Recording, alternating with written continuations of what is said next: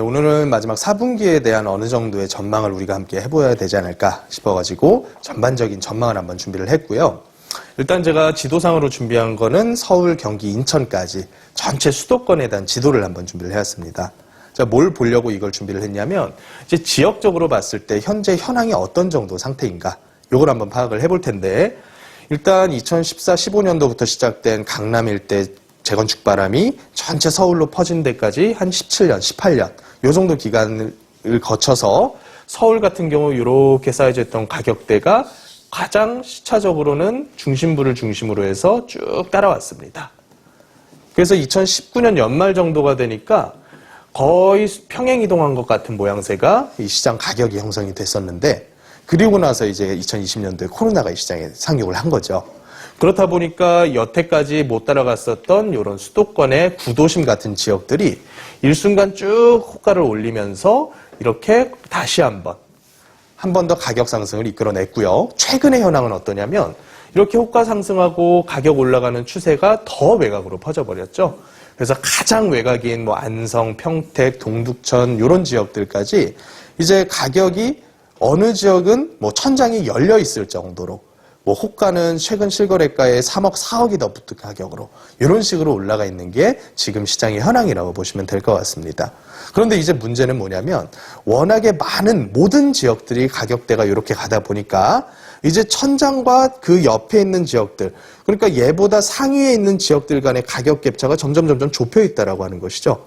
그러면 여기서 전반적인 가격대가 1년, 2년, 3년 더 끌고 올라가기 위해서는 가장 고가에 있는 천장이 다시 한번 이렇게 열리면서 나머지 지역들에도 올라갈 수 있을 만한 룸을 이렇게 열어줘야 되는 상태가 됐다라고 보시면 되는데, 이 상태에서 뭐가 들어왔냐면 대출에 대한 중단 사태가 들어와 버린 거죠.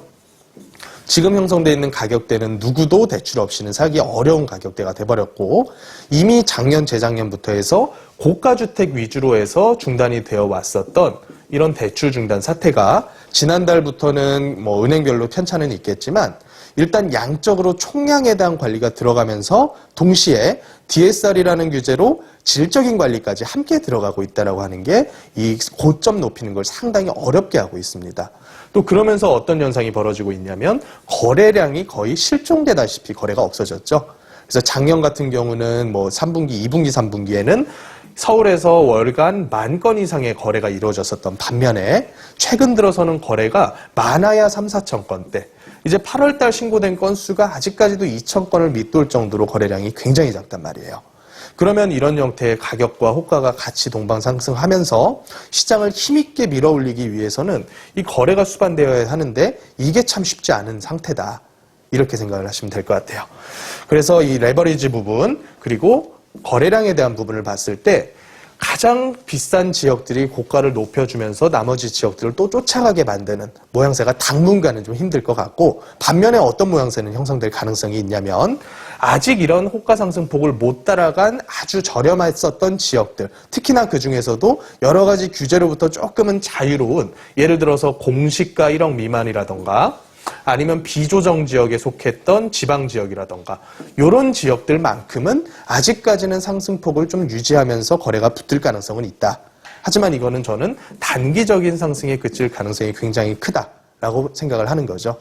하지만 내년에 있는 이제 대선이라는 변수가 대출에 대한 영역을 다시 열어줄 만한 가능성도 존재를 하기 때문에 내년 초에 이런 금융시장 여건과 이것에 대한 정부의 정책적인 대응을 우리가 한번 살펴보면 전반적인 시장의 방향성을 어느 정도는 알 수 있지 않을까, 예상을 한번 해볼 수가 있을 것 같고요.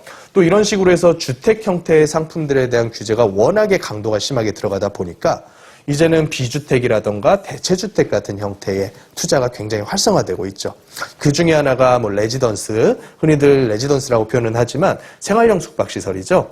이런 형태의 대체 상품들이 청약 경쟁률이 수만 대 1, 수천 대 1 이런 식으로 형성이 될 만큼 이 규제를 빗나간 지역들에 대한 투자 열기가 굉장히 뜨거운 그런 상태이다. 여기까지 정리를 하면 될 것 같습니다.